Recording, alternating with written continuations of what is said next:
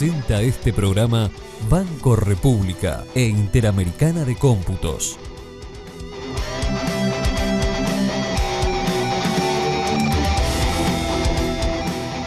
Buenas noches, bienvenidos a una nueva edición de ADN, además de noticias aquí en BTV.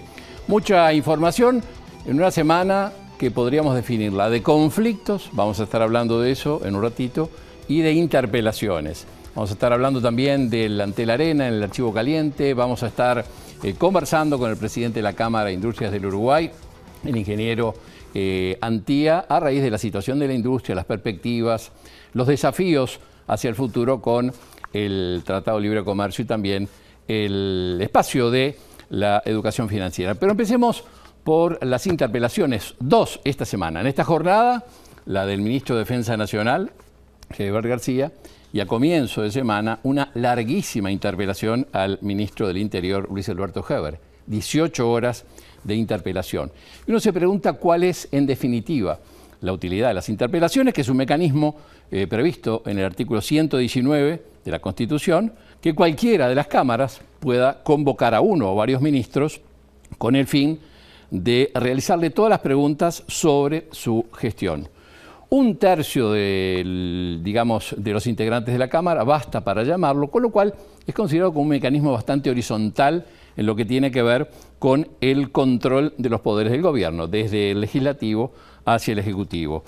Una vez determinado con un tercio de votos, la concurrencia del ministro a sala, se negocia la fecha entre el presidente de la Cámara respectiva y el miembro interpelante, llega el día, allí el interpelante hace sus preguntas, su fundamento, tiene tiempo libre para hacer su presentación, al igual que el ministro que es interpelado.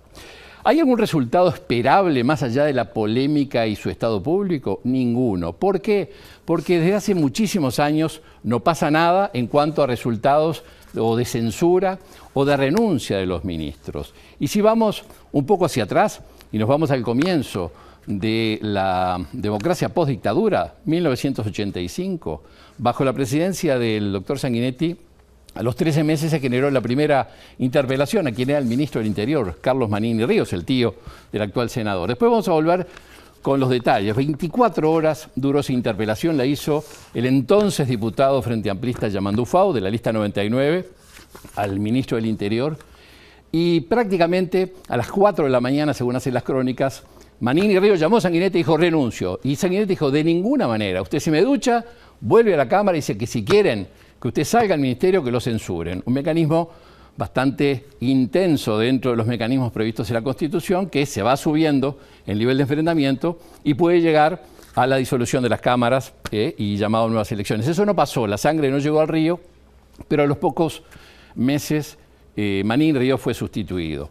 ¿Por qué esta crónica hacia el pasado? Porque a partir de ese momento se cambió lo que era una forma de hacer las interpretaciones en la historia antes de la dictadura, donde las interpelaciones eran duros cuestionamientos y cuando un ministro no era seguro, no daba, certeza en su respuesta, se tenía que ir.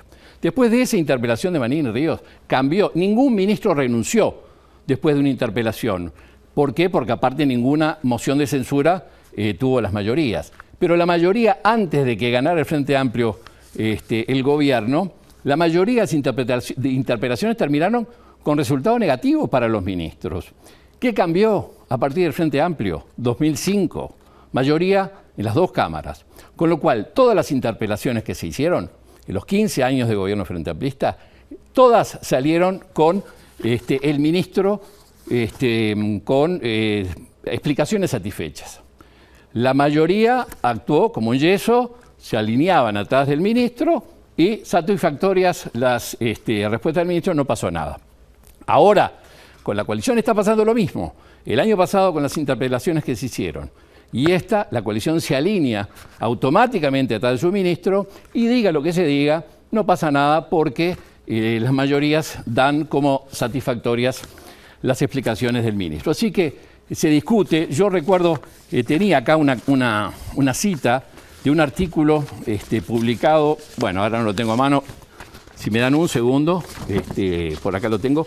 ¿Cuáles son los ministros, los ministerios más interpelados? No es el del Interior, es el Ministerio de Economía, lejos, después de la Cancillería Y en tercer lugar, en la historia desde 1985 hasta ahora, es el Ministerio del Interior. Este artículo publicado Brecha hace 10 años. Betiana Núñez, en un artículo que titulaba Del duelo al espectáculo, decía: la clase política no quiere verlo, dicen los analistas, pero el desgaste y la banalización de la herramienta de la interpelación hacen peligrar su credibilidad y su sentido. En el declive de la interpelación, debí decir, inciden las ansias de protagonismo, considerables problemas de comunicación y también la inocuidad de los resultados. Se discute durante horas y al final no pasa nada. Cada uno fija su posición, queda en las actas parlamentarias asentadas lo que dicen y después la vida continúa. Eso por un lado. Y lo otro que se puede discutir es qué pasa con los ministros del Interior que se han cuestionado tanto en los últimos tiempos. Y si uno mira un poco hacia el retorno de la democracia, hoy hablamos de Manini Ríos, ministro del Interior. Fue interpelado por una fuerte represión policial al desalojar el IPA, donde 2 legisladores del Frente Amplio, uno fue detenido y los 2 fueron maltratados. Se violaron los fueros y no renunció el ministro a pesar de la interpelación. Después vino Marquesano a sustituir en la primera presidencia, también terminó cuestionado a los pocos años por las racias y se tuvo que ir antes de las elecciones del 89. Gobierno blanco, Juan Andrés Ramírez. Tuvo una huelga policial muy intensa, tuvo problemas también por el desalojo del Miguelete cuando se usaba para contener a menores infractores. Al final, el escándalo público terminó que desalojaran el Miguelete y lo clausuraran. No se usó más como lugar de detención. Y también el caso Barríos, que lo afectó por la actuación policial. El jefe de policía Canelones se tuvo que ir también con alguna complicación. ¿Quién vino?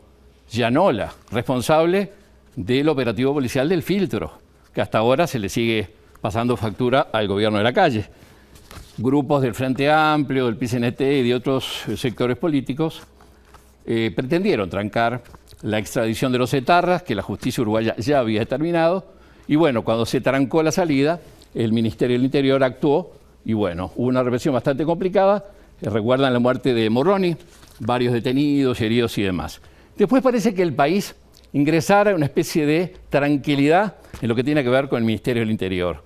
Segundo gobierno de Sanguinetti y el de Jorge Valle. ¿Por qué? Allí estuvo Didio Perti 3 años en el Ministerio, después renuncia, se va a la Cancillería, viene Hierro temporalmente y después agarra el Ministerio el escribano Guillermo Stirling, que estuvo prácticamente 8 años, hasta el 2004, desde el 98 hasta el 2004. Y no hubo mayores cuestionamientos a esos 2 ministerios, esos 3 ministerios. Stirling, decía, hacia atrás, Hierro, que estuvo unos meses, y Operti. Y después, bueno, el Frente Amplio, con José Díaz como primer ministro del Interior, en la presidencia de Vázquez, terminó muy cuestionado por lo que fue la ley de humanización del sistema carcelario. Abrieron las cárceles, liberaron presos, fue muy criticado y se fue a los 2 años. Después vino Daisy Tourné, que se dio una cualidad bastante particular, ¿se acuerdan?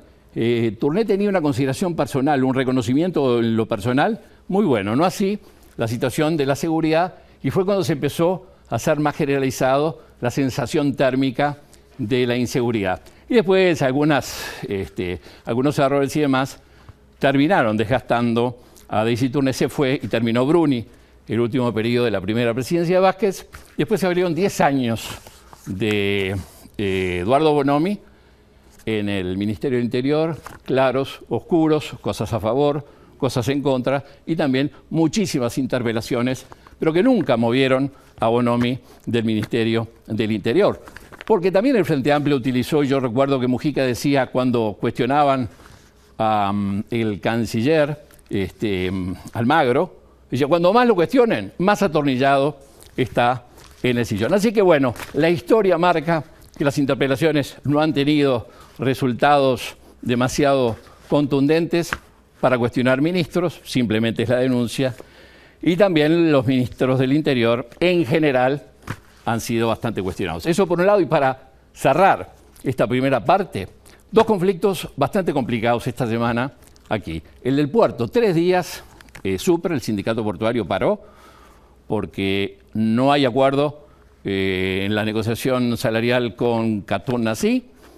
A eso se sumó la gente de Montecom, porque están en desacuerdo con lo que fue el acuerdo que el gobierno hizo por 50 años. Así que 3 días el comercio exterior se paralizó. Es muy complicado la significación económica de esto. Y lo otro, UPM2, que, bueno, ha habido una paralización de las obras, exigen ahí una negociación del convenio salarial en condiciones que las empresas no todavía aceptan. Así que veremos, pero hay una alerta como que de aquí a la realización prácticamente segura del referéndum de la LUC va a ser hacha y tiza entre gobierno, oposición y fuerzas sociales. Pero bueno, por acá dejamos esta primera parte. Nos vamos a otro tema polémico, que es nada menos que la Antel Arena.